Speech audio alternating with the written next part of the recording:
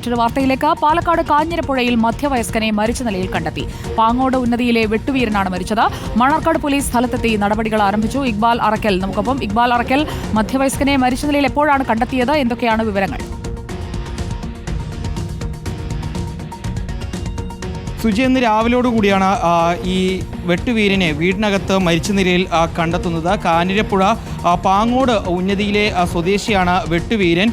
ഇയാളുടെ കുടുംബം ഈ പാങ്ങോട് നിന്നും അല്പം ദൂരം മാറിയാണ് താമസിക്കുന്നത്. പക്ഷേ പാങ്ങോട് ഇവർക്ക് പഴയൊരു വീടുണ്ടായിരുന്നു, അവിടേക്ക് എത്തിയതായിരുന്നു വെട്ടുവീരൻ. 2 ദിവസമായിട്ടും വെട്ടുവീരൻ വീട്ടിലേക്ക് എത്താതായതോടുകൂടി മക്കളാണ് ഇയാളെ അന്വേഷിച്ച് ഈ പാങ്ങോട് ഉന്നതിയിലെ വീട്ടിലേക്ക് എത്തുന്നത്.